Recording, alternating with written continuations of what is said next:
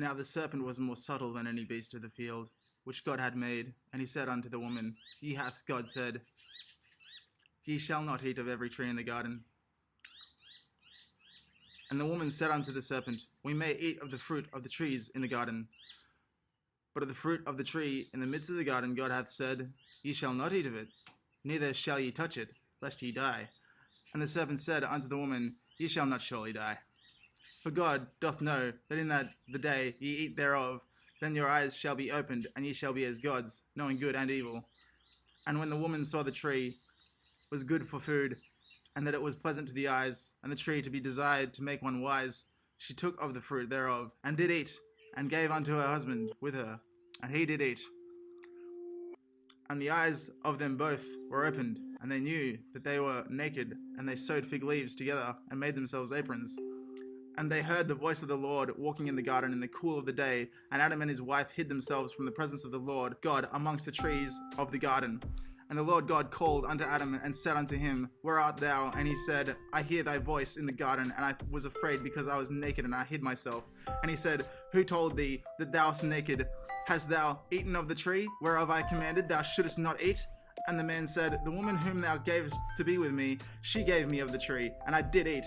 And the Lord God said unto the woman, What is this thou hast done? And the woman said, The serpent beguiled me, and I did eat. And the Lord God said unto the serpent, Because thou hast done this, thou art cursed above all cattle, and above every beast of the field. Upon thy belly shall thou go, and dust shalt thou eat in all the days of thy life.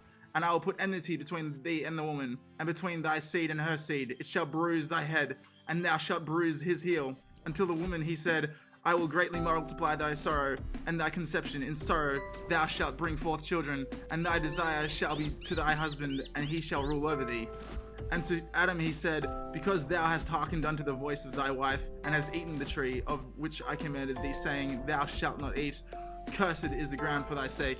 In sorrow shalt thou eat of it all the days of thy life.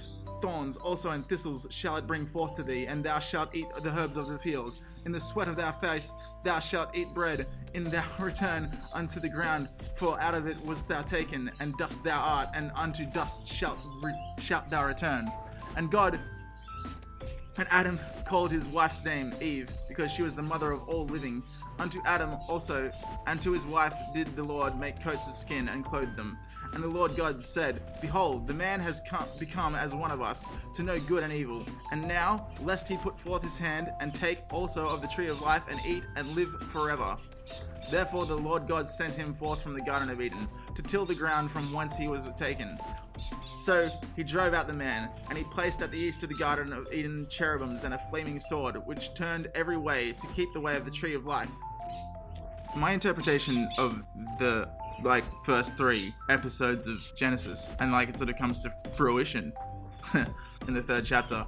Pretty much the God that's referred to in this chapter isn't some all-powerful deity, right? It's just this guy who was in a tribe and observed this fruit of this tree, and that they all loved, was detrimental to the functioning of the tribe.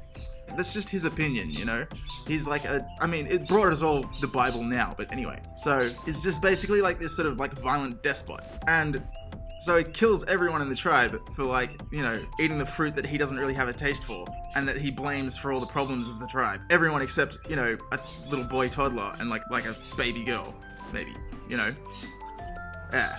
they grow up and they talk to a snake, why not? And he tells them why not eat the fruit. And the snake is probably an anaconda, There's all these hunting references, maybe snakes are kind of a pretty hectic competitor for high order predators like ourselves. You can eat the fruit, but I'll catch you if you do, And that's sort of the purpose of the tree of life as well. It's it attracts animals, to eat it, and then you're supposed to kill the animals, maybe.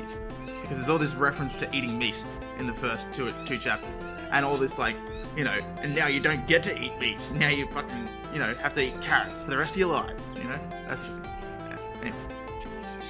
Snake is we can share this. It's cool. Snake is a good guy, really.